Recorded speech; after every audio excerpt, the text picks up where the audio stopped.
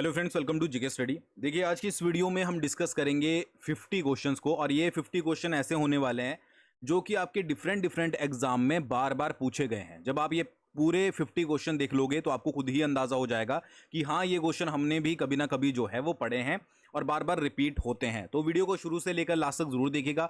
50 में से आपके कितने सही हुए आप कमेंट करके जरूर बताइएगा। किसी भी कंपिटेटिव एग्जाम की तैयारी कर रहे हो, सभी के लिए इंपॉर्टेंट है। अच्छा, इसके अलावा हमारा HPTGT का video plus PDF plus mock test batch चला हुआ है, जिसको आप ज्वाइन कर सकते हो। इसके अलावा JBT कमीशन का हमारा कंप्लीट नोट्स का बैच चला हुआ है। दोनों का लिंक मैंने डिस्क्रिप्शन में दे दिया है, आप जाकर जरूर चेकआउट कर सकते हो।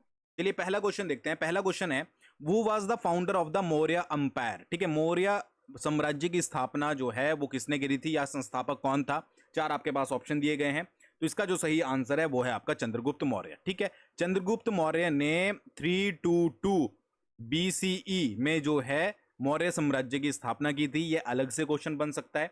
ठीक है, और कौन सी डायनेस्टी या कौन से साम्राज्य को खत्म किया था, तो नंद साम्राज्य को, या नंदा साम्राज्य या नंदा डायनेस्टी को जो है वो खत्म किया था। अच्छा, चंद्रगुप्त मौर्य के जो गुरु माने जाते हैं वो माने जाते हैं चाणक्य। ठीक है, चाणक्य याद रखिएगा, बहुत इंपॉर्टेंट है। और चाणक्य एक बार जो है वो मगध गए थे। मगध में जो शासन था वो धनानंद का था, धनानंद। ठीक है, धनानंद का शासन था। अब धनानंद ने जो है वो चाणक्य की वहां पर बेइज्जती करी, जिसके मतलब एक तरीके से सोच लीजिए कि जिसका बदला लेने के लिए जो है वो बाद में मौर्य अंपायर खड़ा हुआ। ठीक है, और चंद्रगुप्त मौर्य ने नंद वंश के जो धनानंद थे उनको हराकर क्या किया, मौर्य साम्राज्य की स्थापना की। समझ आ गई। तो ये थोड़ी सी स्टोरी है, बट जो क्वेश्चन बनते हैं वो कैसे बनेंगे कि मौर्य साम्राज्य का संस्थापक कौन था, उनके गुरु कौन थे, ठीक है, कब जो है वो स्थापना की गई थी, और किस वंश को हराकर जो है वो स्थापना की गई थी। तो तीन चार क्वेश्चन यहां से निकल सकते हैं जो कि आपको याद रखने हैं। आई होप आपको समझ आ गया होगा। अगला क्वेश्चन है, the capital of Magadha under the Haryanka dynasty. ठीक है, कि जो आपकी हर्यक साम्राज्य था या हर्यक वंश था, उस समय जो है वो मगध की राजधानी क्या थी। ये क्वेश्चन बहुत बार पूछा गया है। राजगृह थी, पाटलिपुत्र थी, वैशाली थी, या फिर उज्जैन थी। तो इसका जो सही आंसर है वो है आपका राजगृह। राजगृह थी, और बाद में इसको ट्रांसफर कर लिया गया था पाटलिपुत्र में। ठीक है जी, राजधानी तो बदलती रहती थी, आपको पता ही होगा। तो बाद में लेटर ऑन जो है वो पाटलिपुत्र बनी, बट जो स्टार्टिंग में थी वो आपकी राजगृह थी। किसकी बात हो रही है, हर्यक वंश की यहां पर जो है वो बात हो रही है। अगला क्वेश्चन देख लेते हैं। Who was the known as the liberator of Indian press। ठीक है, भारतीय प्रेस का उद्धारक किसे कहा जाता है। Lord Ripon, Curzon, Charles Metcalfe या लॉर्ड लिंटन, किसको कहा जाता है। ठीक है, तो चार्ल्स मेटकाफ को जो है वो भारतीय प्रेस का उद्धारक या लिबरेटर ऑफ इंडियन प्रेस कहा जाता है। ठीक है, आई थिंक इनका टाइम पीरियड जो था वो 1835 से लेकर 36 तक था। इसको एक बार चेकआउट कर लीजिएगा। अच्छा, लॉर्ड रिपन की बात करें तो लॉर्ड रिपन से रिलेटेड एक चीज याद रखिएगा, इनको बोला जाता है father of local self government. ठीक है, क्या बोला जाता है, father of local self government. अगर आपके पास आ जाए कि लोकल सेल्फ गवर्नमेंट के फादर किसको बोला जाता है, तो लॉर्ड रिपन को बोला जाता है। याद रखिएगा, लॉर्ड रिपन। और जी जो आपके विलियम बेंटिक है, ठीक है, एक और बता देता हूं, विलियम बेंटिक। ठीक है, विलियम बेंटिक क्या थे, विलियम बेंटिक आपके जो है वो एक तो first governor general of India. Governor general of India first कौन थे, ये क्योंकि पूछा गया है प्रीवियस में भी। ठीक है, पहले वो थे विलियम बेंटिक। और last governor general of Bengal ये कौन थे, ये थे आपके विलियम बेंटिक, कि वो लास्ट थे, उसके बाद ट्रांसफर करके उनको जो है वो भारत का पहला गवर्नर जनरल बना दिया गया था। ठीक है, समझ आ गया। चलिए अगला क्वेश्चन देख लेते हैं। The battle of Talikota was fought between. जो तालीकोटा की लड़ाई हुई थी वो किन के बीच में हुई थी। सबसे पहला पॉइंट, तालीकोटा की लड़ाई कब हुई थी, तो 1565 में जो है वो तालीकोटा की लड़ाई हुई थी। और ये किस किस के बीच में हुई थी, ये हुई थी आपकी दक्कन साम्राज्य और विजयनगर के बीच में। ठीक है, दक्कन सल्तनत, ठीक है, और विजयनगर एम्पायर के बीच में जो है ये आपकी क्या हुई थी, बैटल हुई थी तालीकोटा की। अच्छा, जो विजयनगर के मतलब कि जो विजयनगर की तरफ से लड़ रहे थे उनका नाम था रमा राय। ठीक है, रमा राय। और जो दक्कन की तरफ से लड़ रहे थे वो थे आपके अली आदिल शाह। ये भी आप याद रख सकते हैं, अली आदिल शाह। ठीक है, अच्छा, दक्कन की तरफ से जो है वो तीन चार इकट्ठे होकर लड़ रहे थे, जैसे बीजापुर हो गया, अहमदानगर हो गया, गोलकोंडा हो गया, बीदर हो गया। इनका जो मतलब नेतृत्व कर रहे थे वो अली आदिल शाह कर रहे थे। और यहां पर जो विजयनगर साम्राज्य की तरफ से हेड थे वो थे रमा राय। ठीक है जी, ये चीज याद रखिएगा। और ऐसा भी बोला जाता है कि ये जो आपकी बैटल ऑफ तालिकोटा हुई थी, इससे जो है वो इसके बाद विजयनगर साम्राज्य का जो डाउनफॉल था वो शुरू हो गया था। तो ये थोड़े से पॉइंट आप यहां पर याद रख सकते हो। चलिए अगला क्वेश्चन बहुत बार पूछा गया है और आपको पता भी होगा कि फर्स्ट इंडियन वुमेन प्रेसिडेंट कौन थी इंडियन नेशनल कांग्रेस की। अच्छा ये क्वेश्चन थोड़ा सा ट्रिकी भी है, क्यों ट्रिकी है मैं बताऊंगा आपको। यहां पर पूछा गया पहली इंडियन वुमेन प्रेसिडेंट कौन थी, तो इंडियन वुमेन प्रेसिडेंट थी आपकी सरोजनी नायडू, ये आपको यहां पर याद रखना है। बट अगर आपसे पूछा जाता है इंडियन ना लगाकर फर्स्ट वुमेन प्रेसिडेंट, तो वो कौन थी, वो थी आपकी एनी बेसेंट। ठीक है जी, ये आपको यहां पर याद रखना है कि अगर इंडियन लगाया हुआ है क्वेश्चन में तो आप याद रखोगे सरोजनी नायडू, बट अगर इंडियन नहीं लगाया गया है तो कांग्रेस की पहली जो महिला अध्यक्ष थी वो थी एनी बेसेंट, 1917 में बनी थी। ठीक है जी, और सरोजनी नायडू कब बनी थी, 1925 में। समझ आ गया? आई होप आपको समझ आ गया होगा। अगला क्वेश्चन बहुत इंपॉर्टेंट है कि अर्थशास्त्र जो है वो किसने लिखा था। ठीक है, पाणिनि ने लिखा था, कौटिल्य ने लिखा था, कल्हण ने, या बाणभट्ट ने। तो इसका जो सही आंसर है वो है आपका कौटिल्य। ठीक है, अच्छा कौटिल्य किसका नाम है, कौटिल्य नाम है चाणक्य का। अभी हमने ऊपर बात करी थी चंद्रगुप्त मौर्य के गुरु। और इसके अलावा इनको जो है वो विष्णुगुप्त भी बोला जाता है। तो ऑप्शन में कुछ भी आ सकता है, विष्णुगुप्त आ सकता है, चाणक्य आ सकता है, या फिर कौटिल्य आ सकता है। तीनों ही नाम जो है वो एक ही है जिनके द्वारा अर्थशास्त्र जो है वो लिखी गई थी। समझ आ गया? अगला क्वेश्चन देख लेते हैं। जो 1857 का रिवॉल्ट हुआ था उसको कानपुर में जो है वो किसने हेड किया था, या उसका नेतृत्व कानपुर में किसने किया था, बहादुर शाह जफर ने, रानी लक्ष्मीबाई ने, नाना साहेब ने, या कुंवर सिंह ने। ठीक है, तो इनका जो सही आंसर है वो है आपका नाना साहेब। ठीक है, कानपुर की तरफ से कौन लड़े थे, नाना साहिब ने जो जो है उसको हेड किया था। और एक और चीज याद रखिएगा, नाना साहिब का रियल नेम भी कई बार पूछ लिया जाता है, बहुत बार हमने एग्जाम में देखा है। तो धोंदू पंत, ठीक है जी, धोंदू पंत जो है वो नाना साहिब का रियल नेम था। ये भी आपको यहां पर याद रखना है। पेशवा बाजीराव सेकंड के जो है ये दत्तक पुत्र थे। तो ये कई बार पूछ लिया जाता है, कई बार नहीं पूछा जाता, तो ये भी थोड़ा सा याद रखिएगा। ठीक है, चलिए आगे बढ़ते हैं। वो वाज द फाउंडर ऑफ दीन इलाही। दीन इलाही का संस्थापक जो है वो किसे माना जाता है, अकबर को, जहांगीर को, हुमायूं को, या फिर बाबर को। ठीक है, तो दीन इलाही जो माना जाता है संस्थापक वो माना जाता है अकबर को। ठीक है, अकबर ने 1582 में 1582 में जो है वो दीन इलाही की स्थापना की थी। ठीक है, और इसको जो है वो रिलीजन ऑफ गॉड के नाम से भी जाना जाता था, रिलीजन ऑफ गॉड। ठीक है, दीन इलाही। ठीक है, ज्यादा ये पॉपुलर नहीं हुआ, बट फिर भी कई बार क्वेश्चन आ जाता है कि दीन इलाही का संस्थापक कौन था, तो वो था आपका अकबर। 1582 आपको टाइम पीरियड याद रखना है। अगला क्वेश्चन देख लेते हैं। वो was the first governor general of independent India. ठीक है, भारत स्वतंत्र भारत का पहला गवर्नर जनरल जो है वो कौन था। ठीक है जी, तो इसमें दो तरीके से जो है वो आंसर बनते हैं, आपको ऑप्शन देखने पड़ेंगे। ठीक है, अगर तो आता है आपका, देखो स्वतंत्र भारत के जो पहले थे, अगर ब्रिटिश पूछा जाता है तो ब्रिटिश में आंसर होगा आपका लॉर्ड माउंटबेटन। बट अगर ऐसे ही पूछा गया है तो आपका आंसर होगा सी राजगोपालाचारी। ठीक है, याद रखिएगा सी राजगोपालाचारी। तो लॉर्ड माउंटबेटन आपके पहले जो थे वो ब्रिटिश, आपके first governor general independent India के जो ब्रिटिशर्स थे, और जो आपके सिंपल थे वो कौन थे, वो थे आपके सी राजगोपालाचारी। तो ये आपको यहां पर याद रखना है। ठीक है जी, नेक्स्ट आपका वो is known as the Napoleon of India. ठीक है, भारत के नेपोलियन के रूप में किसे जाना जाता है, तो इसका आंसर है आपका समुद्रगुप्त। समुद्रगुप्त को जो है वो भारत के नेपोलियन के रूप में जाना जाता है। ठीक है, समुद्रगुप्त का अगर टाइम पीरियड की बात करें 335 एडी से लेकर आपके 380 एडी तक जो है वो शासन रहा है। और इसके अलावा जो है वो गुप्ता डायनेस्टी, जो गुप्त वंश था, ठीक है, या उसका एक तरीके से आप बोल सकते हैं ग्रेटेस्ट किंग जो है वो आपका समुद्रगुप्त को माना जाता है, और इसलिए इसको भारत का नेपोलियन कहा जाता है। ठीक है, याद रखिएगा।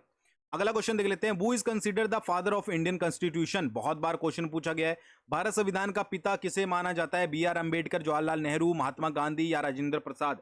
तो इसका जो सही आंसर है आप सभी को पता ही होगा, आंसर है आपका बी आर अंबेडकर। ठीक है, भीमराव अंबेडकर जी को जो है वो फादर ऑफ इंडियन कॉन्स्टिट्यूशन माना जाता है। इसके अलावा जो आपकी ड्राफ्टिंग कमेटी थी, ड्राफ्टिंग कमेटी, उसके चेयरमैन कौन थे, उसके चेयरमैन भी आपके डॉक्टर भीमराव अंबेडकर थे। ठीक है, एक चीज और याद रखिएगा, doctor Bhimrao Ambedkar only Indian है, ठीक है, जिनकी जो स्टैच्यू है वो अटैच की गई है कार्ल मार्क्स के साथ। कहां पर, लंदन में, लंदन म्यूजियम में कार्ल मार्क्स के साथ जो है वो उनकी स्टैच्यू लगाई गई है। तो दो क्वेश्चन याद रखिएगा कि एक तो संविधान का पिता किसे बोला जाता है, B R Ambedkar, drafting committee के चेयरमैन कौन थे, बी आर अंबेडकर थे, और इनका स्टैच्यू जो है वो कार्ल मार्क्स के साथ जो है वो लंदन म्यूजियम में लगाया गया है। ठीक है जी, कार्ल मैक्स या कार्ल मार्क्स जो भी आप बोले। अगला क्वेश्चन है, वो was the first president of constitution assembly of India, Bharat की संविधान सभा के प्रथम अध्यक्ष कौन थे? ठीक है, तो इसका जो सही आंसर है वो है आपका सच्चिदानंद सिन्हा। ठीक है, अब क्वेश्चन थोड़ा टिपिकल सा है, क्योंकि जो पहले थे वो अस्थाई अध्यक्ष आपके सच्चिदानंद सिन्हा थे, और जो परमानेंट थे वो थे आपके राजेंद्र प्रसाद। ठीक है, वैसे ये डायरेक्टली ऐसे नहीं पूछा जाता, या तो इसमें जो है वो अस्थाई लिखा होता है या फिर परमानेंट लिखा होता है, तो दोनों ही मैंने आपको बता दिए। राजेंद्र प्रसाद जो है वो परमानेंट थे, और अस्थाई अध्यक्ष जो पहले बनाए गए थे वो सच्चिदानंद सिन्हा जो है वो बनाए गए थे। समझ आ गया? अगला क्वेश्चन देख लेते हैं। अगला क्वेश्चन है, which article of the constitution abolish untouchability? ठीक है, भारत संविधान का कौन सा अनुच्छेद अस्पृश्यता को समाप्त करता है? 14, 17, 21, 19। ठीक है, तो इसका जो सही आंसर है वो है आपका आर्टिकल 17। अब आप में से बहुत सारे लोगों ने पहले एग्जाम दिया होगा, तो कहीं ना कहीं ये क्वेश्चन देखने को जरूर मिला होगा। अच्छा, राइट टू इक्वेलिटी, ठीक है, आपको पता होगा 14 से 18 आपका राइट टू इक्वेलिटी होता है। ठीक है, उसके बाद 19 से लेकर 22 तक जो है वो राइट टू फ्रीडम होता है, और राइट अगेंस्ट एक्सप्लोनेशन ये होता है आपका 23 से लेकर 24 में। तो यार ये थोड़े थोड़े आपको याद रखने हैं कौन से आर्टिकल कहां से होते हैं, और अनटचेबिलिटी को जो एबोलिश करता है वो है आपका आर्टिकल 17, ये याद रखना है। नेक्स्ट क्वेश्चन है, वो appoints the prime minister of India? Prime minister of India की नियुक्ति कौन करता है? ठीक है, तो प्रेसिडेंट जो है वो प्राइम मिनिस्टर ऑफ इंडिया की नियुक्ति करता है। कौन सा आर्टिकल इससे रिलेटेड है? 75 आर्टिकल जो है वो आपका इससे रिलेट करता है। ठीक है, दो क्वेश्चन हो गए, आर्टिकल 75 और प्राइम मिनिस्टर ऑफ इंडिया की नियुक्ति प्रेसिडेंट करता है। Which article is known as the heart and soul of the Indian constitution? भारतीय संविधान की हृदय और आत्मा कौन सा अनुच्छेद माना जाता है? तो आर्टिकल 32 इसका जो है वो सही आंसर है। ठीक है जी, और इसका नाम है राइट टू कॉन्स्टिट्यूशनल रेमेडीज। ठीक है, कॉन्स्टिट्यूशनल रेमेडीज, इसको जो है आर्टिकल 32 जो कि राइट टू आपका कॉन्स्टिट्यूशनल रेमेडीज है, इसको हार्ट और सोल माना जाता है किसकी? इंडियन कॉन्स्टिट्यूशन की, अकॉर्डिंग टू भीमराव अंबेडकर। समझ आ गया? अगला क्वेश्चन है, वो was the first female governor of Indian state? ठीक है, भारतीय स्टेट की पहली फीमेल गवर्नर कौन थी? मतलब भारत के किसी राज्य की पहली महिला राज्यपाल कौन थी? तो इसका जो सही आंसर है वो है आपका सरोजनी नायडू। ठीक है, सरोजनी नायडू थी, यूपी की ये गवर्नर बनी थी 1947 से लेकर 1949 तक। तो ये आपको यहां पर याद रखना है, स्टेट भी पूछा जा सकता है और नाम भी पूछा जा सकता है। अच्छा, सुचेता कृपलानी जी की अगर हम यहां पर बात करें, ठीक है, तो ये फर्स्ट फीमेल सीएम थी किसी भी स्टेट की, फर्स्ट फीमेल सीएम। ठीक है, और कहां की बनी थी? यूपी की बनी थी। तो ये भी आप यहां पर याद रख सकते हो। अगला क्वेश्चन देख लेते हैं, how many fundamental duties are mentioned in Indian constitution? Indian constitution में कितनी फंडामेंटल ड्यूटीज या मूल कर्तव्यों का उल्लेख किया गया है? ठीक है, तो आंसर होगा 11, आपको पता ही होगा। ठीक है, अच्छा एक चीज और याद रखिएगा, सबसे इंपॉर्टेंट बता देता हूं, एक है आपकी स्वर्ण सिंह कमेटी। ठीक है, स्वर्ण सिंह कमेटी याद रखिएगा। ठीक है जी, तो ये किससे रिलेट करती है? ये फंडामेंटल ड्यूटी से रिलेट करती है, अगर आपसे पूछ लिया जाता है। दूसरी चीज, फंडामेंटल ड्यूटी से रिलेटेड आर्टिकल कौन सा है? तो आर्टिकल 51 ए जो है वो इससे संबंधित है।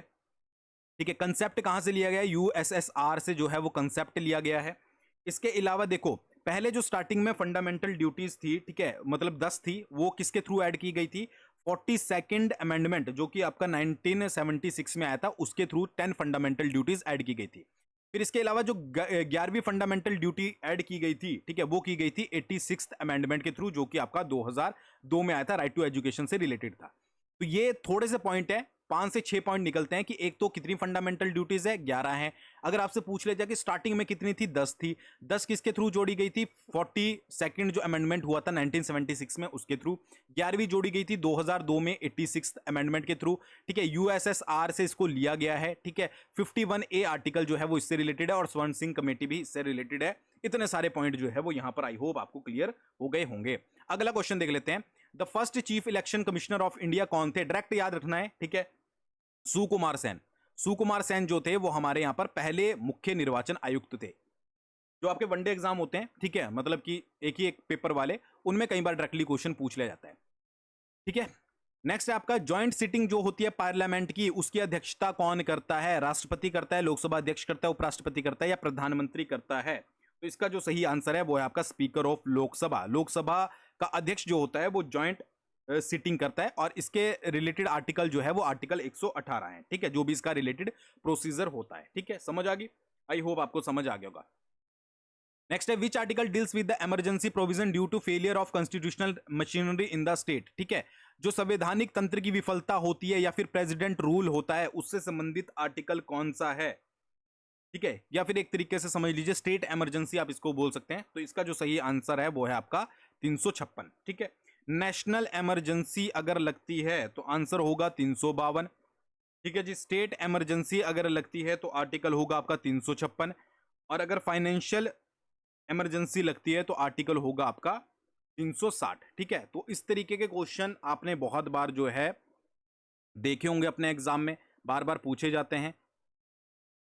ठीक है जी, तो इस तरीके के क्वेश्चन आपको पढ़ने जरूर हैं, और अगर वीडियो पसंद आ रही है, ठीक है, तो अच्छे से जो है लाइक कर दीजिएगा और कमेंट कर दीजिएगा लास्ट में कि आपके नंबर जो है वो कितने बने हैं। अगला क्वेश्चन, विच ऑफ, अब देखो ये तो हमने कर लिए थोड़े से क्वेश्चन इंडियन जीके के, 20 क्वेश्चन हमने कर लिए। अब यहां पर चलते हैं हम थोड़ा साइंस की तरफ। Which is the smallest structure and function unit of life. ठीक है, कि जीवन की जो सबसे छोटी संरचनात्मक और क्रियात्मक इकाई है वो कौन सी है। कोशिका होती है, उत्तक होती है, अंग होती है, या फिर अणु होते हैं। बहुत बार आपने ये क्वेश्चन देखा होगा। तो इसका जो सही आंसर है वो है आपका सेल। ठीक है, सेल जो है वो आपकी सबसे जो स्मॉलेस्ट स्ट्रक्चर या स्ट्रक्चरल या फंक्शनल यूनिट होती है वो सेल होती है। ठीक है, अच्छा, ह्यूमन बॉडी में सेल की जो डिस्कवरी की गई थी वो रॉबर्ट हुक के द्वारा की गई थी, और ईयर भी आप याद रख सकते हो 1665। ठीक है, 1665 में, ये याद रखिएगा। ठीक है, अगला है which vitamin is produced in the human body when exposed to sunlight. कि जब भी आपकी ह्यूमन बॉडी एक्सपोज होती है सन में, आप धूप लेते हो, तो कौन सा विटामिन आपको उससे मिलता है। तो इसका जो सही आंसर है वो है आपका विटामिन डी। ठीक है, याद रखिएगा, विटामिन डी जो है वो आपका फैट सोल्यूबल होता है। ये भी आपको याद रखना है, क्वेश्चन अलग से बन जाता है। ठीक है, तो ये इंपॉर्टेंट है। नेक्स्ट है विच gas is essential for photosynthesis. Photosynthesis के लिए कौन सी गैस जरूरी होती है। ठीक है, तो इसका जो सही आंसर है वो है आपका कार्बन डाइऑक्साइड। ठीक है, फोटोसिंथेसिस के लिए कार्बन डाइऑक्साइड प्लस आपका वाटर हो गया, प्लस आपका जो है वो सनलाइट होगी। ठीक है, ये पूरा एसेंशियल चीजें होती है, और मेन जो गैस बताई गई है वो है आपकी कार्बन डाइऑक्साइड। ठीक है, कहां पर होती है फोटोसिंथेसिस, लीफ में होती है। ठीक है, ये याद रखिएगा। What is the chemical formula of washing soda. जो आपका वॉशिंग सोडा होता है उसका रासायनिक सूत्र क्या होता है। तो Na2CO3.10H2O। कई बार ये 10H2O मेंशन नहीं किया होता है, कई बार गलती से कर देते हैं, बट ये याद रखिएगा Na2CO3 10H2O, ये आपका वॉशिंग सोडा का जो है वो फॉर्मूला होता है। अगला क्वेश्चन देख लेते हैं, which part of the human brain controls balance and posture. कौन सा पार्ट होता है ह्यूमन ब्रेन का जो कि बैलेंस और पोस्चर को संतुलित करता है। ठीक है, सेरिब्रम होता है, सेरिबेलम होता है, मेड्यूला ओब्लोंगाटा होता है, या थैलेमस होता है। तो इसका जो सही आंसर है वो है आपका सेरिबेलम। ठीक है, सेरिबेलम जो है वो सही आंसर है। नेक्स्ट क्वेश्चन है which is the purest form of carbon. Carbon की प्योरेस्ट फॉर्म कौन सी होती है। तो हीरा जो है वो कार्बन की प्योरेस्ट फॉर्म होती है, केमिकल फॉर्मूला होता है हीरा का सी। ठीक है जी, अच्छा, एक चीज और याद रखिएगा, अगर आपके पास डायमंड जो है वो ऑप्शन में नहीं दिया गया है तो आंसर होगा आपका फुलरीन। ठीक है, फुलरीन्स जो होते हैं डायमंड के बाद सबसे प्योरेस्ट फॉर्म होती है कार्बन की। अगला है which blood group is considered the universal donor. कौन सा जो है वो यूनिवर्सल डोनर के तौर पर कंसीडर किया जाता है ब्लड ग्रुप। तो इसका होगा आपका ओ नेगेटिव। वैसे तो ओ ऑप्शन में दिया गया होता है, बट अगर आपका ओ नेगेटिव दिया गया है तो ओ नेगेटिव जो है वो सही आंसर होगा। Which gas is known as laughing gas. कौन सी गैस को लाफिंग गैस कहा जाता है, हंसाने वाली गैस कहा जाता है। तो नाइट्रस ऑक्साइड। ठीक है, नाइट्रस ऑक्साइड जो है वो इसका सही आंसर होगा, और इसका जो फार्मूला होता है वो होता है N2O। कई बार फार्मूला पूछ लिया जाता है। ठीक है जी, तो ये याद रखिएगा। और इसको सबसे पहले जो सिंथेसाइज किया गया था या बनाया गया था 1772 में जो है वो इसको बनाया गया था। ठीक है जी, अगला क्वेश्चन है the speed of light in vacuum. Light की स्पीड वैक्यूम में कितनी होती है। तो 3.0 इंटू 10⁸ मीटर पर सेकेंड जो है, बस 3.0 इंटू 10⁸ ms जो है वो आपको यहां पर याद रखना है। ये स्पीड होती है लाइट की, किसमें, वैक्यूम में। अगला क्वेश्चन है which organ purifies blood in the human body. ठीक है, ब्लड को जो प्यूरिफिकेशन का काम करता है ह्यूमन बॉडी में वो कौन करता है। हार्ट करता है, लीवर करता है, किडनी करता है, या लंग्स करता है। तो इसका जो सही आंसर है वो है आपका किडनी। बहुत बार ये क्वेश्चन आपको देखने को मिला होगा, किडनी करता है प्यूरिफिकेशन का काम, ये याद रखेगा। राजमा जैसी जो है वो इसकी शेप होती है। समझ आ गया, चलिए आगे बढ़ते हैं। अगला क्वेश्चन है which is the longest river in India. ठीक है, भारत की जो सबसे लंबी नदी है वो कौन सी है। ठीक है, हिस्ट्री के हमने ऊपर पढ़ लिए थे, ज्योग्राफी की तरफ चलते हैं। तो इसका जो सही आंसर है वो है आपका गंगा। ठीक है, सभी को पता ही होगा। अच्छा, सोर्स कौन सा है? सोर्स है आपका गंगोत्री, गंगोत्री से निकलती है। लेंथ कितनी है? लेंथ है आपकी 25-25, याद रखिएगा 25-25 किलोमीटर जो है वो यहां पर लेंथ है। ठीक है, अच्छा एक और क्वेश्चन बोल देता हूं, गोदावरी, गोदावरी के बारे में याद रखिएगा। गोदावरी नदी को जो है वो दक्षिण गंगा के रूप में जाना जाता है। तो अगर आपके पास दक्षिण गंगा जाए कि दक्षिण गंगा के नाम से किसे जाना जाता है, तो गोदावरी को जाना जाता है। और गंगा गंगोत्री से निकलती है, 25-25 किलोमीटर जो है वो इसकी लेंथ है। अगला है tropic of cancer passes through how many Indian state. ठीक है, कि ट्रॉपिक ऑफ कैंसर जो कर्क रेखा है वो भारत के कितने राज्यों से गुजरती है? 6, 7, 8, 9, पता ही होगा आपको। 8 जो है वो स्टेट से गुजरती है। पहला स्टेट कौन सा हो गया भाई? पहला स्टेट हो गया आपका गुजरात। फिर सेकंड कौन सा हो गया? सेकंड हो गया आपका राजस्थान। ठीक है, उसके बाद कौन सा हुआ? उसके बाद एमपी हो गया। उसके बाद आपका छत्तीसगढ़ हो गया। ठीक है, छत्तीसगढ़ के बाद आपका जो है वो झारखंड हो गया। और उसके बाद आपका वेस्ट बंगाल हो गया। वेस्ट बंगाल के बाद आपका त्रिपुरा हो गया। और त्रिपुरा के बाद आपका मिजोरम हो गया। तो ये आपके 8 स्टेट हैं। अब क्वेश्चन देखो, पहले क्या पूछा जाता था कि कितनी स्टेट से गुजरती है या पास होती है, तो 8 से। बट अब पूछा जाएगा कि इनमें से किस में से नहीं होती है, तो आपको स्टेट के नाम भी पता होना चाहिए। अगर ज्यादा ही एग्जामिनर थोड़ा टॉप क्लास में पूछ लेगा तो ये पूछ लेगा कि कितनी कंट्रीज से, कितने देशों से आपकी कर्क रेखा गुजरती है, तो इसका आंसर होगा 17 कंट्रीज से, 17 देशों से जो है वो आपकी कर्क रेखा गुजरती है। ये याद रखने है, पास होती है। अगला क्वेश्चन है which is the largest state in India by area. Area के अकॉर्डिंग बहुत इजी क्वेश्चन है। राजस्थान जो है वो आपकी क्या है? सबसे लार्जेस्ट स्टेट है। कितना क्षेत्रफल है? लगभग 3,42,239 किलोमीटर स्क्वायर जो है वो एरिया है, ये याद रखिएगा। सेकंड पे प्लेस आता है आपका, सेकंड पे आता है MP.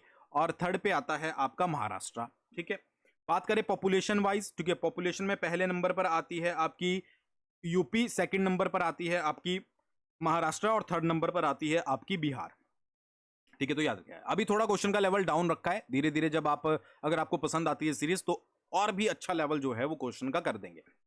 The highest peak in India, but ये ऐसे हैं जो पूछे जाते हैं और बच्चे इसमें कंफ्यूज हो जाते हैं। हाईएस्ट पीक कौन सी चोटी सबसे ऊंची है? Kanchenjunga, Nanda Devi, mount Everest, Kamet. ठीक है, तो इसका जो सही आंसर है वो है आपका कंचनजंगा। ठीक है, कंचनजंगा कितनी हाइट है कंचनजंगा की? 8586 मीटर जो है वो हाइट है, जो इंडिया की है। ठीक है, और थर्ड लार्जेस्ट जो है वो ये आपकी यहां पर वर्ल्ड में चोटी है। ठीक है, अच्छा पड़ती कहां पर है कंचनजंगा? ये बहुत पूछ लिया जाता है। तो सिक्किम प्लस नेपाल बॉर्डर पर जो है वो पड़ती है। आई थिंक अभी हाई कोर्ट का एग्जाम हुआ था, तो उसमें आई होप आई थिंक इसके बारे में, माउंट एवरेस्ट के बारे में पूछा गया था कि कौन से बॉर्डर पर पड़ती है। तो ये बॉर्डर वाले क्वेश्चन भी जो है वो पूछ लिए जाते हैं। ये आपको यहां पर जो है वो याद रखने हैं। ठीक है, अगला क्वेश्चन देख लेते हैं। अगला क्वेश्चन है the Sundarban in India are famous for. जो सुंदरबन है, ठीक है, वो किसके लिए फेमस है? तो आंसर होगा मैंग्रोव फॉरेस्ट। मैंग्रोव जो वन है उनके लिए फेमस है। और किसका घर माना जाता है? रॉयल बंगाल टाइगर का घर जो है वो इसे माना जाता है, ये भी याद रखना है। अगला क्वेश्चन है विच soil is most suitable for cotton cultivation. बहुत बार क्वेश्चन पूछा गया है कि कॉटन कल्टीवेशन की खेती के लिए, कपास की खेती के लिए कौन सी मिट्टी सबसे इंपॉर्टेंट होती है? जलोढ़, काली, लाल या लेटराइट। तो इसका आंसर है आपका काली मृदा। ठीक है, काली मृदा क्या करती है कि जो मॉइस्चर होता है उसको रिटेन कर लेती है, ठीक है, लंबे समय के लिए। तो इसलिए इसको जो है वो काली मृदा सबसे अच्छी होती है। ठीक है, अच्छा काली मृदा या काली मिट्टी या ब्लैक सॉइल को रेगर सॉइल भी जो है वो कहा जाता है। ठीक है, REGUR, तो ये भी याद रखिएगा। अगला question largest fresh water lake in India. ठीक है, कौन सी है मीठे पानी की झील? तो इसका जो सही आंसर है वो है आपका वुलर लेक। ठीक है, वुलर लेक, वुलर लेक जो है वो आपकी जम्मू एंड कश्मीर में पड़ती है, ये भी याद रखिएगा। और इसका मेन सोर्स क्या है वुलर लेक का? वो है आपकी झेलम रिवर। कि झेलम नदी जो है वो इसका मेन सोर्स है। नेक्स्ट आपका the Indian standard time IST is based on longitude. ठीक है, कि भारतीय मानक समय जो है वो किस देशांतर रेखा पर आधारित है? ठीक है, तो 22.5 डिग्री ईस्ट याद रखिएगा। ठीक है, 22 नहीं, 82.5 डिग्री ईस्ट, ये याद रखिएगा, 82.5 डिग्री। ठीक है, नेक्स्ट है which state has the longest coastline in India. हाल ही में ही HP हाई कोर्ट के एग्जाम में पूछा गया था कि लॉन्गेस्ट कोस्ट लाइन जो है वो इंडिया की किस राज्य की है? तो इसका जो सही आंसर है वो है आपका गुजरात। ठीक है, कितनी है? 1600 किलोमीटर की। सेकंड नंबर पर कौन सा आता है? सेकंड नंबर पर आता है आपका तमिलनाडु। इसकी कोस्ट लाइन कितनी है? ये है 1076 किलोमीटर की। और थर्ड नंबर पर कौन सा आता है? थर्ड नंबर पर आता है आंध्र प्रदेश, एपी, ठीक है जी। इसकी है 974 किलोमीटर की। तो सबसे ज्यादा कॉस्ट लाइन आपकी गुजरात की है, फिर आपकी तमिलनाडु की है, फिर आंध्र प्रदेश की है। और लगभग लगभग जो है वो आपका 24% जो सी कॉस्ट आता है, सी कॉस्ट लाइन आती है, वो आपकी गुजरात के अंडर ही आती है। तो मैंने तीनों का आपको बता दिया, याद रखिएगा। नेक्स्ट है the Himalayas are an example of which type of mountains, ठीक है। जो आपके हिमालय हैं वो किस प्रकार के पर्वतों का उदाहरण है? तो इसका जो सही आंसर है वो है आपका फोल्ड माउंटेन्स, ठीक है जी। याद रखिएगा, फोल्ड माउंटेन्स का जो है वो एक एग्जाम्पल है आपका हिमालयज, ठीक है। ये क्वेश्चन भी आपको कहीं ना कहीं पर देखने को मिला होगा, ठीक है जी। चलिए आगे बढ़ते हैं। 41th क्वेश्चन पर हम पहुंच गए हैं। आई होप आपके सारे क्वेश्चन सही रहे होंगे, क्योंकि जो क्वेश्चंस हैं वो थोड़े इजी लेवल के ही हैं, ठीक है, जो बार बार एग्जाम में पूछे जाते हैं। नेक्स्ट है who is regarded as the father of Indian planning, ठीक है। भारतीय योजना का जनक जो है वो किसको माना जाता है? तो इसका जो सही आंसर है वो है आपका एम विश्वेश्वरैया, ठीक है जी, याद रखिएगा। और इनकी एक बुक भी है जो कि आई थी आपकी 1934 में। इसका क्या नाम है? प्लान इकोनॉमी ऑफ इंडिया, ठीक है जी, प्लान इकोनॉमी ऑफ इंडिया। तो ये दोनों ही चीजें आपको यहां पर याद रखनी है, ठीक है। नेक्स्ट है the planning commission of India was established in which year, जो भारत में योजना आयोग है उसकी स्थापना कब की गई थी? तो 1950 में की गई थी उसकी स्थापना, 15 मार्च 1950, 15 मार्च याद रखिएगा। इसको रिप्लेस किया गया था 2015 में, किसके द्वारा? नीति आयोग के द्वारा, ठीक है, नीति आयोग के द्वारा, ठीक है। तो योजना आयोग की स्थापना 1950 15 मार्च को हुई थी। और नीति आयोग, जब आप हायर एग्जाम की तैयारी करते हो तो आपसे ये डेट वगैरह भी पूछ ली जाती है। मान लो आप पढ़ के चले गए कि 1950 में योजना आयोग की स्थापना की गई थी, और वहां पर आपके पास स्टेटमेंट आ गई कि योजना आयोग की स्थापना जो है वो 14 मार्च 1950 को की गई थी। अब वो स्टेटमेंट गलत है कि सही है? अब ये आपके लिए कंफ्यूजन जो है वो क्रिएट कर देगा। तो जब आप हायर लेवल के एग्जाम की तैयारी करते हो तो उसमें आपको थोड़ा सा डिटेल पढ़ना जो है वो जरूरी है। नेक्स्ट है national income of India is estimated mainly by, जो भारतीय राष्ट्रीय आय का अनुमान लगाया जाता है वो किसके द्वारा लगाया जाता है? तो इसका आंसर आपका central statistical officer office, CSO, ठीक है, केंद्रीय सांख्यिकी कार्यालय, ठीक है। किसकी विंग है? एनएसओ, नेशनल स्टैटिस्टिकल ऑर्गेनाइजेशन की एक विंग है। तो ये आपको यहां पर याद रखना है। नेक्स्ट है in India the minimum support price, ठीक है, एमएसपी, बहुत बार न्यूज में चलता है। इसको किसने रेकमेंड किया था? किसकी सिफारिश पे जो है वो इसको किया गया था? तो इसको याद रखिएगा, सीएसीपी, ठीक है, जिसका पूरा फॉर्म है commission for agriculture cost and price, कृषि लागत और मूल्य आयोग, इसके द्वारा जो है वो इसको रेकमेंड किया गया था, ठीक है। नेक्स्ट है RBI was nationalised in which year, यहां पर पूछा गया है कि आरबीआई का राष्ट्रीयकरण कब हुआ था। सबसे पहले तो आपको यह पता होना चाहिए कि आरबीआई की जो फॉर्मेशन की गई थी वो 1 अप्रैल 1935 में की गई थी फॉर्मेशन, ठीक है, ये भी क्वेश्चन पूछा जाता है। अब इसका राष्ट्रीयकरण जो हुआ था वो हुआ था आपका 1949 में, ठीक है, मैक्सिमम बैंकों का राष्ट्रीयकरण हुआ था। और 1 जनवरी 1949 जो है वो डेट आपको यहां पर याद रखनी है। समझ आ गया? नेक्स्ट है which tax is known as goods and service tax, GST, in India, ठीक है। मतलब कि जो भारत में वस्तु और सेवा कर है वो किस प्रकार का कर है? प्रत्यक्ष है, अप्रत्यक्ष है, आयकर है या संपत्ति कर है, ठीक है। तो ये है आपका इनडायरेक्ट टैक्स, ठीक है, याद रखिएगा। और इससे related I hope I think मतलब कि लेटेस्ट एग्जाम में एक क्वेश्चन पूछा गया था कि इसको कब इंट्रोड्यूस किया गया था। तो ये जुलाई 2017, ठीक है, 1 जुलाई 2017 को जो है वो इसको इंट्रोड्यूस किया गया था। अगला क्वेश्चन है which sector contributes the largest share of India GDP currently, कि अभी फिलहाल के लिए जो जीडीपी में सबसे अधिक योगदान है वो कौन से क्षेत्र का है? प्राथमिक का है, द्वितीयक का है, या तृतीयक का है, जिसको सर्विस एरिया भी बोलते हैं, ठीक है, या फिर एग्रीकल्चर। वैसे एग्रीकल्चर फर्स्ट सेक्टर में ही आता है। तो इसका जो सही आंसर है वो है आपका सर्विस सेक्टर, ठीक है। टर्शरी सेक्टर या सर्विस सेक्टर का जो है वो लार्जेस्ट 55% से अप जो है वो कंट्रीब्यूशन है जीडीपी में, किसका? सर्विस सेक्टर का। नेक्स्ट है आपका जो आपकी डिस्ग्विश्ड अनएम्प्लॉयमेंट होती है, ठीक है, असंगठित बेरोजगारी, उसको वो जनरली किस सेक्टर से जो है वो रिलेट करती है? तो इसका जो सही आंसर है वो है आपका एग्रीकल्चर सेक्टर। जो असंगठित बेरोजगारी होती है उसका संबंध है एग्रीकल्चर सेक्टर से, याद रखिएगा। नेक्स्ट है which is the largest employer in India, ठीक है, कि सबसे ज्यादा एम्प्लॉयर, लार्जेस्ट एम्प्लॉयर कौन है इंडिया में? भारतीय रेल है, भारतीय सेना है, भारतीय स्टेट बैंक है, या टाटा समूह है? तो इसका जो सही आंसर है वो है आपका आर्म्ड फोर्सेस, ठीक है, इंडियन आर्मी, याद रखिएगा। और सेकंड नंबर पर आती है आपकी इंडियन रेलवेज, ठीक है। नेक्स्ट है which Indian economist is known as the author of the drain of wealth theory, तो इनका जो सही आंसर है वो है दादा भाई नौरोजी, ठीक है। जो ड्रेन ऑफ वेल्थ थ्योरी का रिलेशन माना जाता है वो दादा भाई नौरोजी से माना जाता है। एक चीज और याद रखिएगा, इनको किस और नाम से जाना जाता है, grand old man of India, grand old man of India के नाम से इनको जाना जाता है। ठीक है जी। और एक unofficial ambassador, ambassador of India, ये भी किसको बोला जाता है, दादा भाई नौरोजी जी को बोला जाता है। ठीक है। अच्छा, एक इनकी बुक भी है जो कि आपको याद रखनी है, अनब्रिटिश्ड रूल इन इंडिया। ठीक है, poverty and unbritish rule in India 1901 में आई थी। ठीक है, कि किस तरीके से ब्रिटिश इकोनॉमी की जो पॉलिसी थी, उन्होंने इंडिया की वेल्थ को जो है वो ड्रेन किया है और वो किस तरीके से पैसा इंग्लैंड ले गए थे, इसके बारे में 1901 वाली बुक में इनके बारे में बताया गया। तो ये क्वेश्चन भी पूछा जाता है। तो ये भाई आपके 50 क्वेश्चंस थे। आई होप आपको पसंद आए होंगे। स्टार्टिंग बिल्कुल बेसिक से हमने शुरू किया था। बाकी टीजीटी की तैयारी कर रहे हो, प्रो लेवल की, पी और उसके साथ साथ जेबीटी के आपको नोट्स चाहिए, तो दोनों ही सूरतों में डिस्क्रिप्शन में लिंक दिया गया है। और अगर आपको वीडियो पसंद आई है तो कमेंट करके बता दीजिएगा, ताकि नेक्स्ट पार्ट जो है वो जल्द से जल्द इसका आपके लिए लेकर आ सके। Thanks for watching. बहुत जल्दी मिलते हैं नेक्स्ट वीडियो के साथ।